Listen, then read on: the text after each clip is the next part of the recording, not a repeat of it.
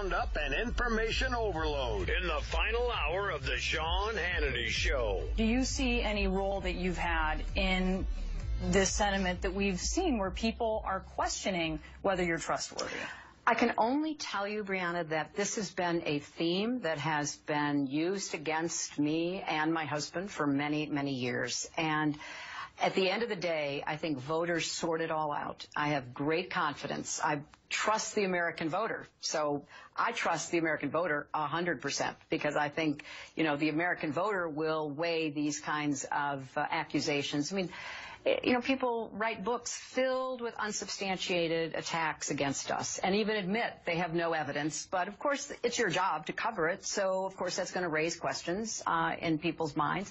But during the course of this campaign, just as in my 2 prior campaigns and in my other years of service, a lot of confidence that the American people can sort it all out. Would you vote for someone that you don't trust? Well, people should and do trust me, and I have every confidence that that will be the outcome of this election. I cannot decide what the attacks on me will be, no matter how unfounded. And I'm well aware of the fact that it's your job to raise those, and we'll do our best to respond to them. But I think what people talk to me about, and that's all I can go on, is the literally thousands of people that I've seen in the course of this campaign. They want to know what I'm going to do for the economy, what I'm going to do for education, what I'm going to do for health care. And they trust me to have a plan and to be committed to carrying out that plan, and they should, because I will. Actually, they don't trust her, which was the point of the question initially, and that is that 57% of the American people do not find her honest and trustworthy. And even after this cringe-worthy, if you want to call it, performance on CNN yesterday, I mean, you had a whole bunch of people coming out, including Carl Bernstein, saying that she has a difficult relationship with the truth and that she has become a specialist at fudging the facts, in part because of all the women that she's had to defend Bill Clinton from. And other people have had similar comments. Nobody thought this was a good appearance in any way, shape, manner, or form.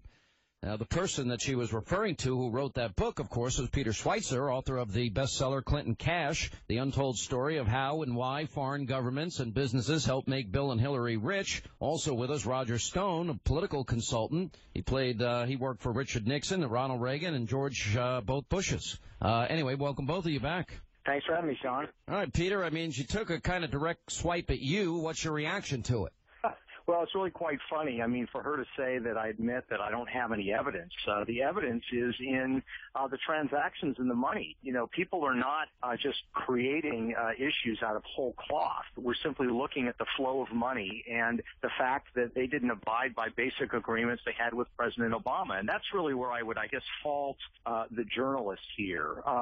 They're very, very simple, basic questions, specific questions that she should have and could have been asked that you can't evade. One of them I would ask is, why did you not disclose all the donors as you promised President Obama that you would? That's a very simple, basic question that demands... You mean to the Clinton Foundation? That's right, to the Clinton Foundation. They signed this written agreement with President Obama that they would disclose all donors, as I showed in the book and was confirmed by the New York Times and Wall Street Journal. You have multi-million-dollar payments that were made by foreign businessmen that are not listed on the Clinton Foundation donor list. That would be a very simple question, not an open-ended one, but a very specific one she could have been asked. And this reporter showed when she interviewed Ben Carson a few weeks ago that she's willing to be very, very on the point and aggressive demanding answers. We just didn't obviously get it in this case with Hillary Clinton. Yeah. What other questions would you have liked to ask her?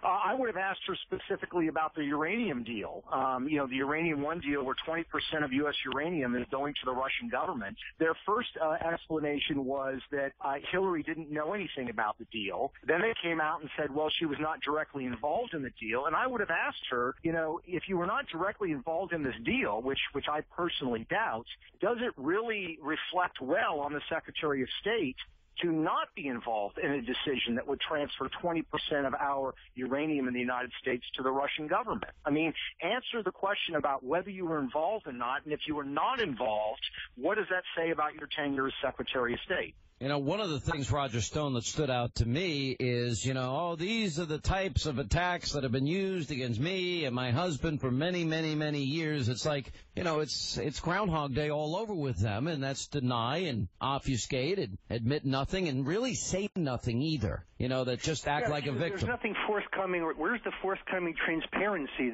that they have promised us? She bobbed and weaved, but she avoided any of the questions. Look, first of all, she did an enormous disservice to Peter Schweizer's book. It is not just compelling, it's also overwhelming evidence. Even when the evidence is circumstantial, because the Clintons have destroyed the evidence they crow about, there is no evidence they crow. That's because they have destroyed the evidence. The emails would show the nexus between the Clinton Foundation and the State Department, where they were influence peddling to fill their own pockets and the pockets of their foundation. Their speaking fees are thinly described bribes.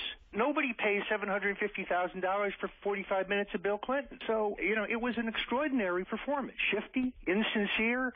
She can't even sound sincere. My point. It was a Nixonian performance in terms of self-awareness. But she's a mediocre politician at best. She's not a great politician. She's not a retail politician. She doesn't have the connecting skills of her husband or the oratory skills of Obama, and the idea that her short, flimsy answer regarding the Clinton Foundation, that donors should have given the money to the foundation, and she has no plans to say or do anything about the foundation but other than the subtle mau-mauing of the media saying, you all, of course, have to report it. No, she's trying to shame them into not reporting it. Look, I am working on my own book on Hillary Clinton that focuses on the Clintons' non-financial crimes. And Sean, you've personally interviewed a number of the women who were sexually assaulted by Bill Clinton. I've interviewed all of them. Hillary played a role in suppressing those women and silencing them. That is all going to be reviewed, and she's going to try to do the same thing. Say, those unsubstantiated books. No, it's all substantiated. When I interviewed Juanita Broderick and I came back and people asked me what I thought of the interview, I said I believed her. When I interviewed Kathleen Willey, I believed her. Clinton, and then she was terrorized by a private detective hired by Hillary Clinton. When I interviewed Paula Jones, I believed Paula Jones. There's more than smoke and fire here, which brings us to the issue of Hillary Clinton. Isn't it time for, don't you want a woman to be president? But you know what? She took all of this money from all of these countries that suppress women's rights and treat women horribly. That wasn't asked in the interview. And she also has never paid women as much as men. This idea that she is a lifelong champion of pay equality is nonsense. An excellent study by the Free Beacon proved this. Then the Clintonistas floated a phony memo that attempted to show otherwise based on the U.S. Senate and the Clinton Foundation and the State Department, where Hillary was the employer, and now that memo has disappeared. You know why? Because it's false. She has never paid women as much as men. It's all bogus. Yeah.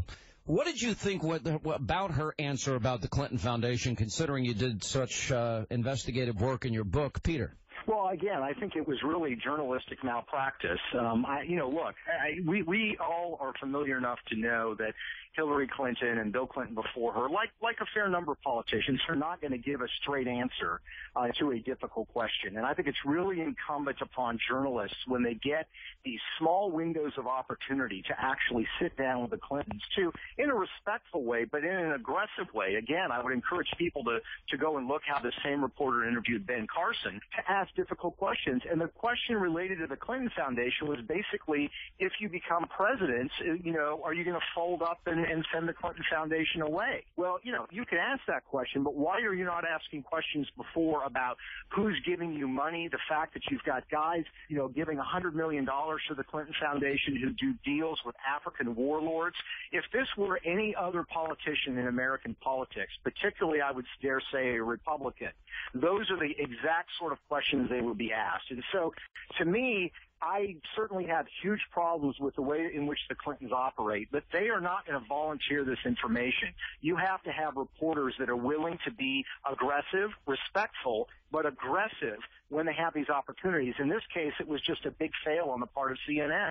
Sleepy Chuck Todd, as Donald Trump calls him, I thought had a pretty interesting observation, that she showed no remorse, no regret, was defiant. Speaking specifically about the emails, it's almost as if she's enjoying House Republicans attacking her.